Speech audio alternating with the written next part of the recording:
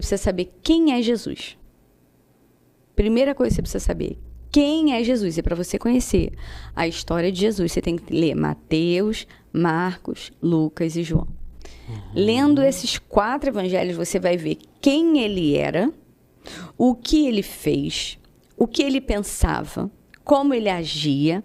E toda vez que você for tomar uma atitude, você tem que se perguntar assim, o que Jesus faria no meu lugar? A sua vida vai mudar depois disso. E dito e feito. Às vezes eu queria socar o Gustavo. E aí eu perguntava assim, vinha uma voz na minha cabeça e falava assim, o que Jesus faria no meu lugar? Aí eu não gritava. Aí eu não batia a boca.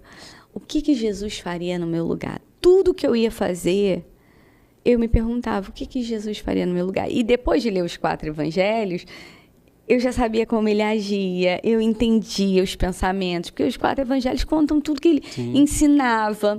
Ah, quem é o maior? O maior é aquele que serve. Ah, e aí eu falava, cara, eu não sirvo o meu marido. Olha Como aí. que eu posso servir a palavra Deus? já começando a transformar você. Como ali, né? que eu posso servir a Deus se eu não consigo servir o meu cônjuge? Como que eu posso ser uma mulher virtuosa se eu não consigo ser a mulher de Provérbios 31? Não tem como. Olha que lindo, né, que você está falando. Muito. Porque você tinha paternidade, né, que foi muito Forte importante, demais. mas não foi o suficiente. Não, não é o suficiente. Nunca é. Jesus é o suficiente.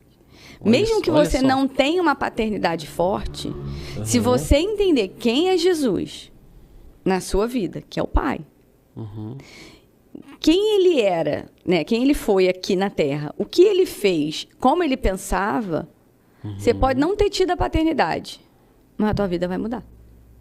Meu Deus, que forte, não? Porque, assim, vamos supor, os discípulos, né? A Bíblia não conta a história de todos eles ali, mas com certeza tinha discípulo que tinha problema familiar. Sim. E aí você vê, né? Eles estão lá, o barco, no meio da tempestade. Meu Deus, e agora o que vai acontecer? O que vai acontecer? Vamos acordar Jesus. Aí acorda Jesus. Toma um sermão. Por quê? Porque eles que tinham que fazer.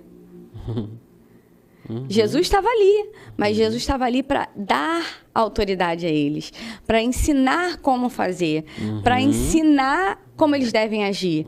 Então, depois que Jesus vai embora, eles estão ali, né? Ficam um pouco perdidos, mas depois eles entendem quem eles são em Deus, em Jesus, e aí começam a obra, começa a igreja. Você está entendendo? Então, a gente vê, por exemplo, Mateus era cobrador de impostos, judeu, provavelmente tinha um ruído aí com a paternidade dele. O pai dele não devia apoiar ele ser o cobrador de impostos. Então, devia ter uma ausência paterna ali. Conclusão, Jesus entrou na vida dele e mudou a história dele e ele virou Mateus, né, do Evangelho. Sim. Então, a gente vê que, assim, a minha paternidade veio muito forte para mostrar a minha identidade como mulher. Mas como filha, só Jesus pode te dar. Só Jesus, verdade. Só Jesus. Então, quando eu me vi nesse casamento morno, eu comecei a ir para a igreja e estudar a palavra. E aí, a gente precisa entender, eu entendo muito de batalha espiritual, modéstia à parte, né? Porque eu vivi esses dois lados. Então, eu sei as estratégias, né? Com muita humildade e amor eu falo isso. Eu sei as artimanhas, o que é feito, como que é trabalhado, como ele age, como ele manifesta, como ele entra, as portas. Eu entendo pouco disso. Então, eu comecei a ver que, assim, a Bíblia ela não tem bagunça. Não tem bagunça. Existe uma ordem, uma hierarquia. E quando essa hierarquia é desrespeitada, vai dar problema. Vai dar problema. Sim. Porque o homem foi feito para um propósito e a mulher foi feita para outro propósito. Eu sou uma mulher de negócios. No meu negócio, gente, eu exerço governo. Mas na minha casa, o governo é do meu marido. É dele. no meu trabalho, na nossa empresa, né? A gente hoje tem o nosso negócio juntos, mas durante muito tempo eu trabalhei sozinha. Eu dava o governo, dava a direção, e hoje a gente faz as decisões juntos. Mas a última palavra é do meu esposo. Eu obedeço. Isso aí é uma das perguntas que eu ia fazer para você. Fala. Né? Que como que vocês lidam com essa... com o trabalho, né? Porque vocês trabalham juntos. Sim. Como que vocês conseguem separar o trabalho profissional do casamento? Porque quando não separa, vira um casal, quando né? Quando você trabalha numa outra empresa, outro no outra, né? Chega em casa, tudo bem. Mas quando vocês trabalham junto, né? Não, a gente não só trabalha juntos. Aí tem o ministério junto, tem filhos junto, tudo junto. Aí chega em casa, né? Você tem que esquecer de tudo, né? Não esquece. Mistura tudo. Só que hoje a gente, com 19 anos juntos, né?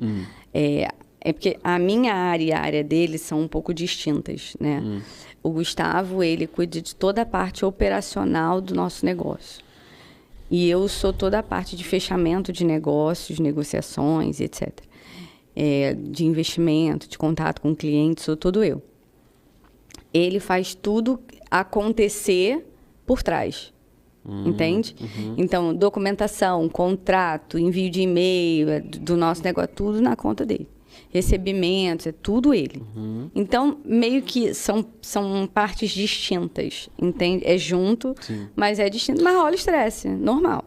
Mas no lar, eu digo no ambiente do lar, assim, é algo que você tem que saber lidar ali na hora, para não virar trabalho também, né? O tempo todo. Porque mas vira às vezes.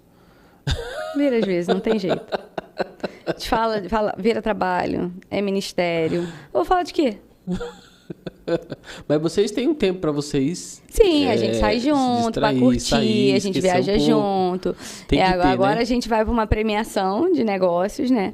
Lá no Uruguai. Aí são 3 dias lá pela empresa, né? Para fazer todo o conhecimento da base, né? Do nosso negócio lá no Uruguai. E a gente vai estender mais 2 dias para passear.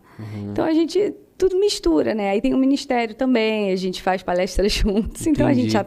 Mas assim, depois de 19 anos, a gente já entrou num consenso, onde a gente aprendeu a lidar um com o outro, tá? E não é fácil.